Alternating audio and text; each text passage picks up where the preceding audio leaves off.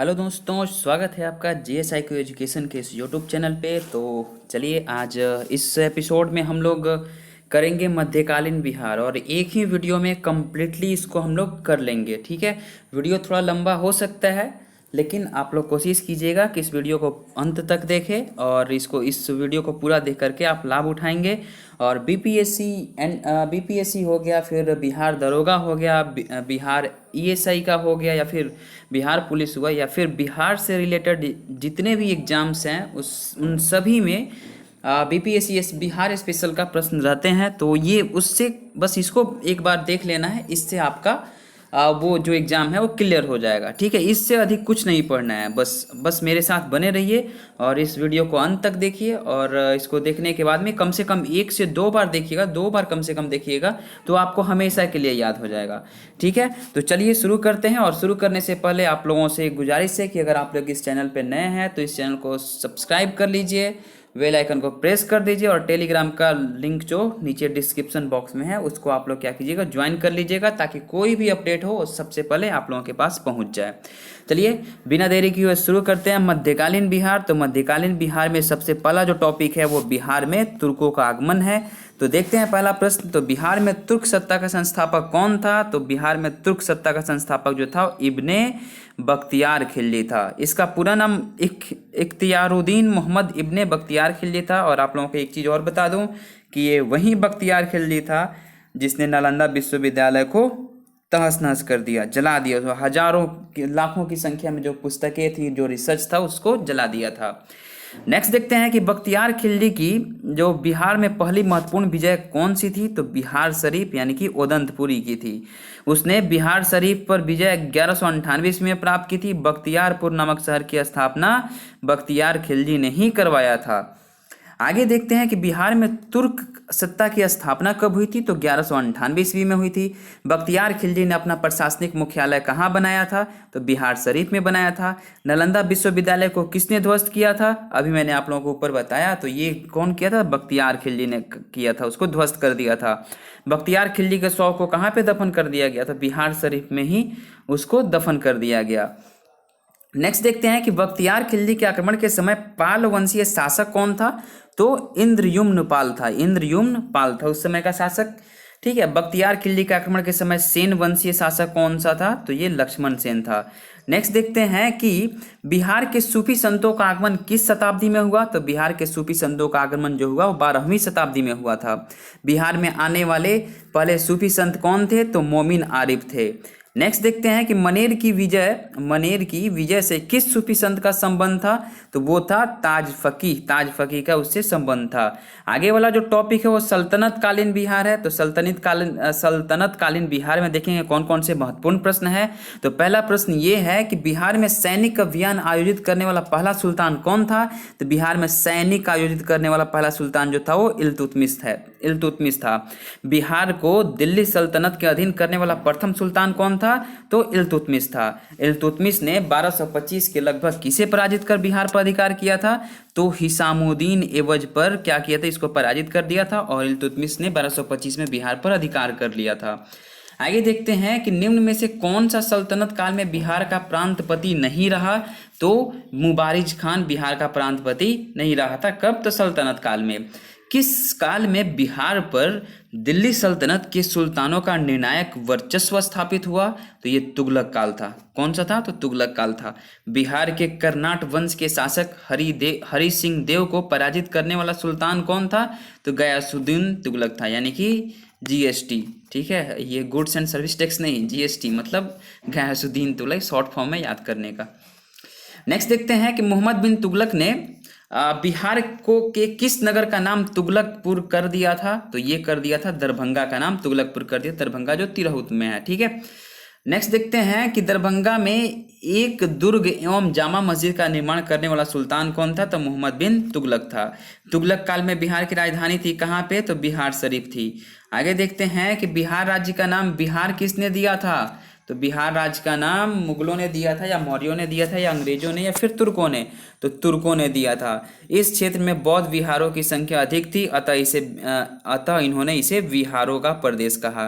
बिहार राज्य का नाम बिहार किस काल में पड़ा? तो तुगलक काल में पड़ा। मालिक इब्राहिम या मलिक बयां बिहार का प्रशासक किस काल में था? तो ये तुगलक काल में था। मलिक इब्राहिम बिहार के महत्वपूर्ण प्रशासकों में से एक था। आगे देखते हैं कि बिहार के तुगलक काल के सर्वाधिक महत्वपूर्ण प्रशासक मलिक इब्राहिम या मलिक बयां का मकबरा कहाँ है? तो ये बिहार शरीफ में है। बिहार के प्रसिद्ध संत शेख अहमद चिरमपोश से भेंट किस सुल्तान ने किया था? तो ये जो किया था वो फिरोज तुगलक ने किया था। फिरोज शाह तुगलक का फारसी अभिलेख कहाँ से मिलता है? तो बिहार शरीफ से मिलता है। नेक्स्ट देख लेते हैं कि उत्तर बिहार के कर्नाट शासकों का अंत किस सुल्तान के द्वारा हुआ? तो ये गयासुद्दीन तुगलक के द्वारा हुआ।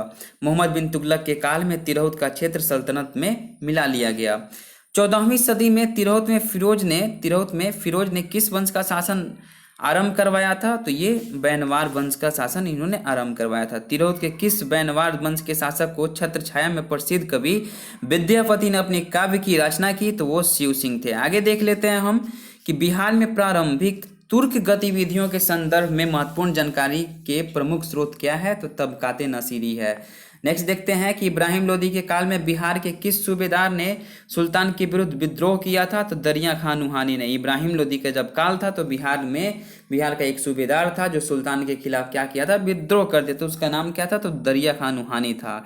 बिहार के जनजातीय क्षेत्र के लिए झारखंड शब्द का प्रयोग सबसे पहली बार कहाँ हुआ था? तो 13वीं शताब्दी में सबसे पहली बार हुआ था। नेक्स्ट देखते हैं कि वर्तमान बिहार क्षेत्र के लिए बिहार नाम का सर्वप्रथम किस रचना में मिलता है?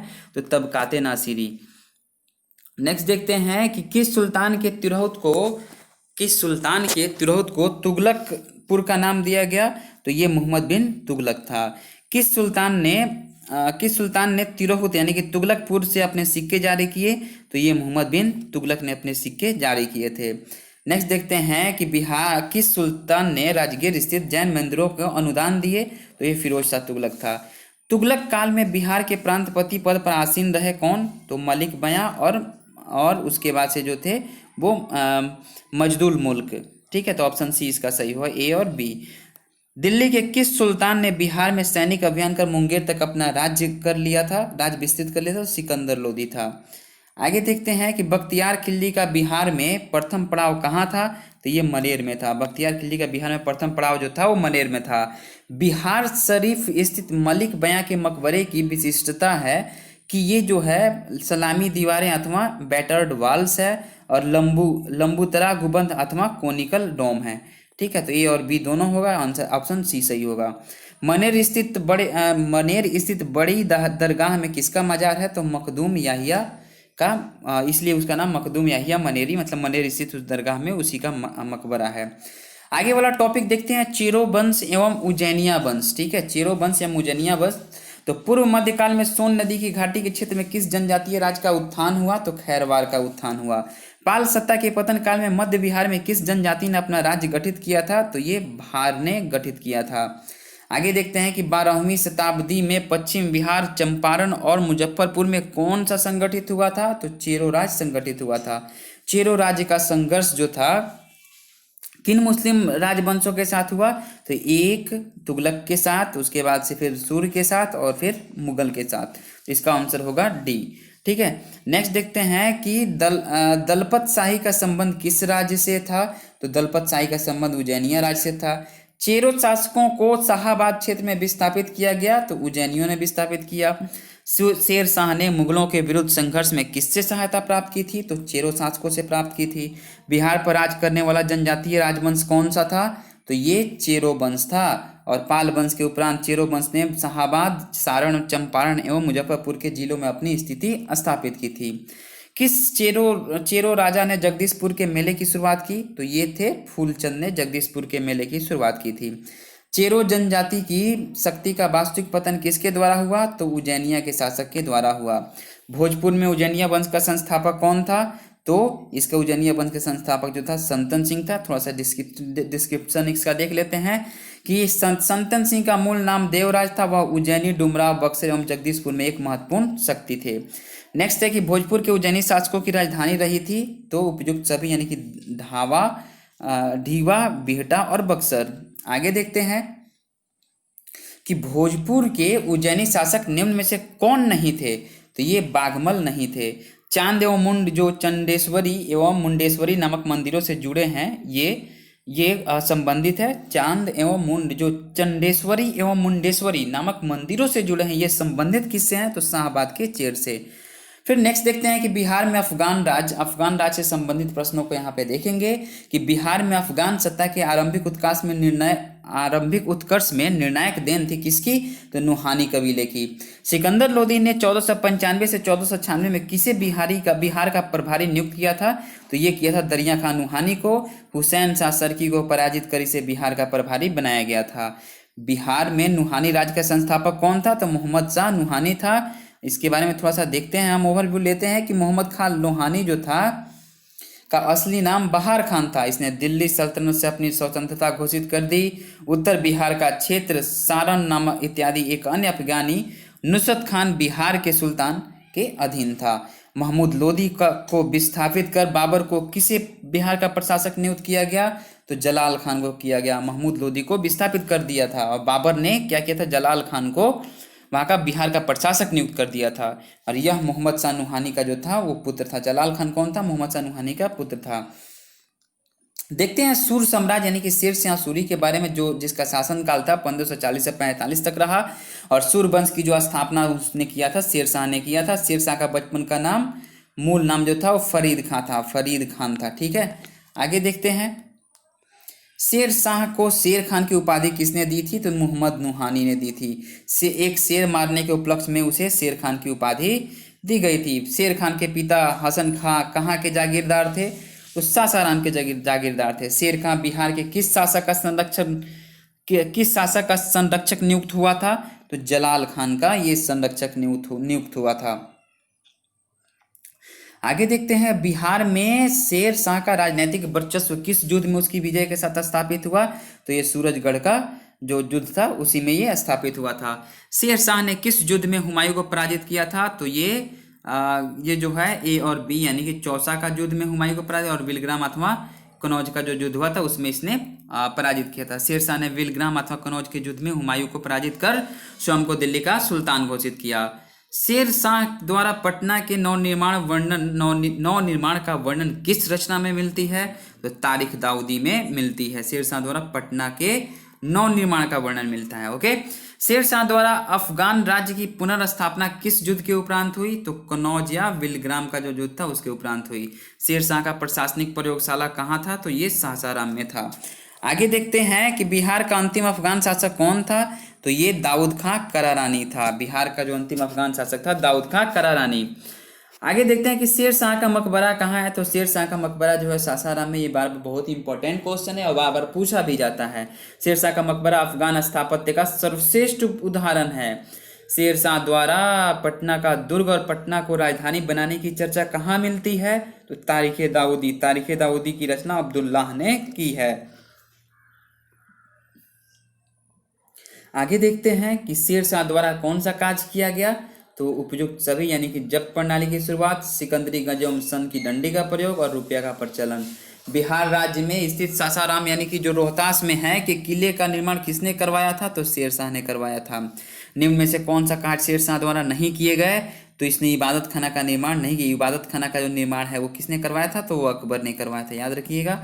बाकी देश की भूमि का सर्वेक्षण इसने शेर शाह ने करवाया था। जीटी रोड का सड़क आजम का निर्माण करवाया था। किसानों को पट्टा तथा कबूलियत की प्रथा भी शेर शाह ने ही शुरू किया था। मध्यकाल में पटना का नवनिर्माण किसने करवाया था, तो शेर शाह ने करवाया था। सासाराम किस मकबरे के लिए प्रसिद्ध है, तो उपयुक्त सभी यानी कि शेर शाह सूरी के लिए मकबरा है, हसन खां सूर का है और इस्लाम शाह का है। शेर शाह के मकबरा के संबंध में क्या सही है, तो यह झील के मध्य स्थित अष्टकोणीय आकार का है, तो ये भी सही है। यह मकबरा चौकोर चबूतरे पे बना है जिसके चारों ओर सीढ़ियां हैं। इसकी छत जो है एक भव्य गुंबद के रूप में है, तो इसलिए इसका आंसर उपयुक्त सभी होगा। पटना का जो प्रांतीय राजधानी बनाया था किसने बनाया था, तो शेर शाह ने बनाया था। बीपीएससी 41 में पूछा गया प्रश्न है।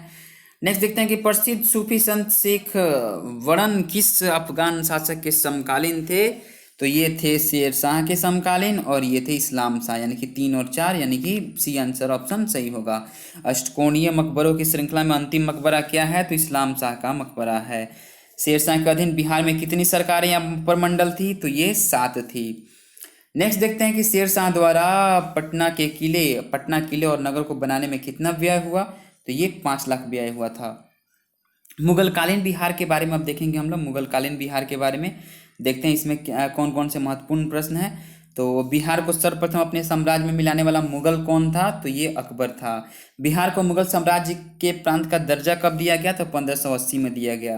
और 1580 का टाइम पीरियड जो था वो मुगल काल में किसका था, तो अकबर का था। ओके, नेक्स्ट देखते हैं कि किस मुगल शासक ने मनेर की बड़ी दरगाह का भ्रमण यानी कि दर्शन किया था, तो बाबर ने किया था।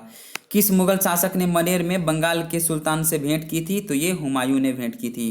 पटना की विजय में किस मुगल शासक ने भाग लिया था, तो अकबर ने भाग लिया था। किस मुगल राजकुमार ने अपने विद्रोह के क्रम में बिहार में शरण ली थी, तो ये शाहजहां ने लिया। शाहजहां जो था वो किस मुगल राजकुमार ने अपने विद्रोह के क्रम में, तो ये शाहजहां जो था बिहार में, तो वो मुगल राजकुमार ने अपने यहाँ पे शरण लिया था। ओके, नेक्स्ट देखते हैं कि मुगल कालीन बिहार में कितनी सरकारें या प्रमंडल थी, तो 7 थी। अकबर कालीन बिहार के सूबेदारों में सबसे प्रसिद्ध कौन था, तो राजा मान सिंह था। बिहार किस मुगल सूबेदार ने रोहतास को अपनी राजधानी बनाया, तो ये राजा मान सिंह था। किस मुगल शासक ने समय में बिहार में सर्वाधिक विद्रोह हुए, तो अकबर के समय में बिहार में सर्वाधिक विद्रोह हुए थे। नेक्स्ट देखते हैं कि बिहार में मुगल कालीन इमारतों में सबसे पुरानी या सबसे पुराना क्या है, तो हाजीपुर की जामा मस्जिद है। राजकुमार अजीम द्वारा अजीमाबाद को बसाने पर कितना व्यय हुआ था, तो 1 करोड़ रुपया हुआ था। बिहार में राजकुमार अजीम का कार्यकाल जो था वो 1702 से 1712 ईस्वी तक था। औरंगजेब के शासनकाल में बिहार में सरकारों यानी कि सरकार को प्रमंडल बोला जाता था, उसकी संख्या कितनी थी, तो 8 थी। नेक्स्ट देखते हैं कि किस मुगल शासक के शासनकाल में खोखरा देश यानी छोटा नागपुर का विजय संपन्न हुआ, तो ये जहांगीर। सिख गुरुओं में किनका बिहार से घनिष्ठ संबंध रहा, तो ये जो था 1, 3 और 4 यानी कि गुरु नानक, गुरु तेग बहादुर और गुरु गोविंद सिंह, ये तीनों लोग जो थे उनका बिहार से घनिष्ठ संबंध रहा है। इस मुगल सम्राट के शासन काल में बिहार पर दिल्ली नियंत्रण जो वस्तुतः समाप्त हो गया था, तो ये फारुखसियर था। ईरानी यात्री मोहम्मद सादिक किस मुगल शासक के समय में बिहार आया था, तो ये जहांगीर के शासनकाल में बिहार आया था। ईरानी यात्री अब्दुल लतीफ किस मुगल शासक के शासनकाल में बिहार आया था, तो अकबर के शासनकाल में बिहार आया था। राजा मान सिंह जो थे वो बिहार प्रांत का प्रांतपति किसे नियुक्त किया था, तो अकबर ने उसको नियुक्त किया था। राजा मान सिंह को किया था अकबर ने। राजा मान सिंह ने रोहतास को अपनी राजधानी बनाया था। मुगल शासक जहांगीर ने 1621 में किसे बिहार का प्रांतपति नियुक्त किया, तो मुगल शासक जो जहांगीर था वो 1621 में जो बिहार का जो प्रांतपति था जहांगीर ने राजकुमार परवेज को बनाया था। राजकुमार अजीम को किसने बिहार का सूबेदार बनवाया था, तो औरंगजेब ने राजकुमार अजीम को बनाया था। पटना को अजीमाबाद नाम किसने दिया, तो राजकुमार अजीम ने दिया था। वह प्रथम मुगल सम्राट जिसका राज्याभिषेक बिहार में हुआ था, तो फारुखसियर का हुआ था। किस मुगल शासक का राज्याभिषेक पटना में हुआ था, तो फारुखसियर का ही हुआ था।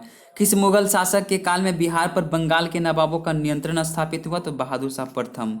नेक्स्ट देखते हैं कि मुगल प्रांत बनने के उपरांत बिहार का गवर्नर कौन बना, तो ये मिर्जा अजीज कोकलतास का। ठीक है, आगे देखते हैं मुगल कालीन बिहार का गवर्नर कौन रहा था, तो ये उपयुक्त सभी यानी कि सुजात खान, सईद खान और मुकर्रब खान। बिहार में किस मुगल शासक का राज्याभिषेक अंग्रेजों के संरक्षण में हुआ था, तो शाह आलम द्वितीय।